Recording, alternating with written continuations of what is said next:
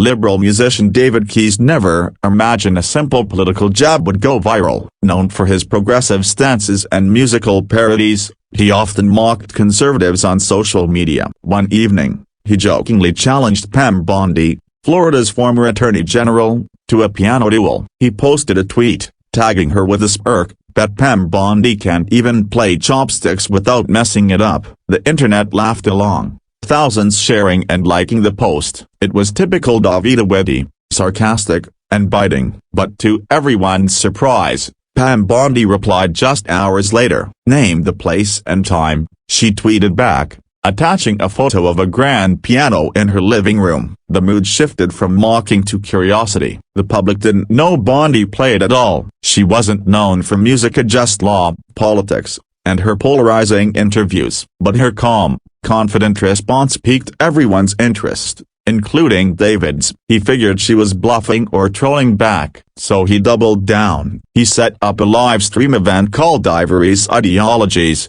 scheduled for Friday night. He invited Bondi publicly to join. To his shock, her team confirmed she agreed to appear at his studio in New York City, live in front of the world. Twitter exploded. Hashtags like #PianoGate and #PamPlays began trending overnight. Speculation ran wild. Was this a trap, a PR stunt, a hidden talent reveal? No one knew what to expect. David, a classically trained pianist himself, was ready to crush whatever basic tune she could muster. Friday arrived. The studio was packed with cameras, influencers, and even political commentators. David welcomed the stream viewers with his usual flair and introduced Bondi with dramatic sarcasm. She walked in poised, wearing a tailored suit, smiling lightly. "Ready when you are," she said calmly. David sat down first, playing a flashy jazz piece to warm up and impress the crowd. He gestured to her as he finished. "Your turn, counselor." The audience chuckled. She walked to the piano confidently and adjusted the bench. No hesitation,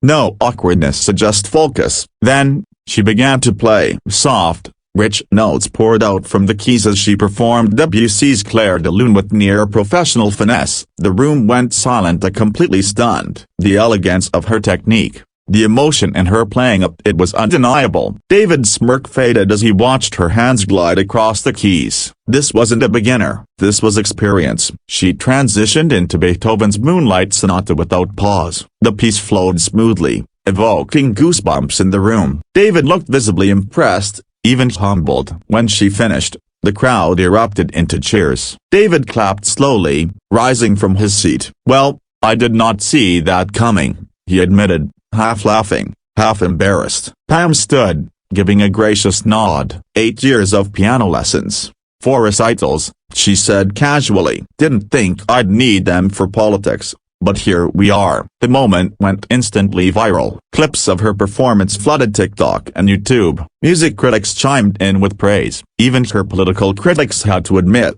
the woman could play. David took to social media afterward with humility. "Turns out, Pam Bondi is a piano assassin," he tweeted. "I was wrong and very, very impressed." The tweet gained more traction than any of his previous ones. Memes began circulating, some showing Bondi crushing pianos with captions like "Objection sustained." In interviews following the event, David admitted that his perception of Bondi had shifted. "She's got more depth than I gave her credit for," he said. "We all make snap judgments." Bondi herself remained modest about the whole thing. "It was just a piano," she told CNN. "But maybe we need more music and less mudslinging in politics." Fans of both figures called for a rematch, this time, a duet. David agreed, tweeting, "Pam, next time we do Billy Joel together, deal?" Her response, "Only if you sing too." The internet loved this budding unlikely friendship. It was a rare moment of connection across political lines through music,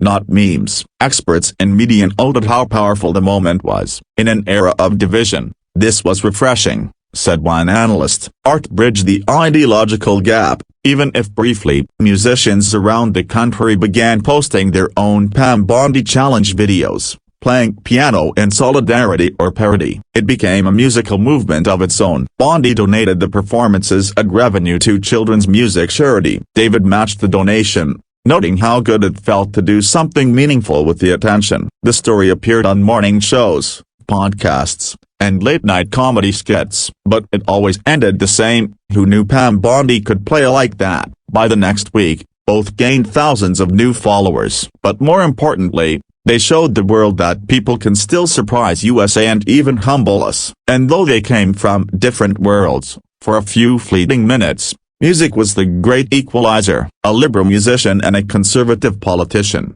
sharing one stage, one language, not with debate, not with insults, but with melodies and memories tied to black and white keys. Something beautiful emerged from something petty. In a world driven by outrage, their story became one of inspiration, proof that talent, humility, and openness could still steal the show even in politics. And as the viral video soared past 10 million views, one thing was certain: this wasn't just about a piano anymore. It was about seeing people as more than their labels.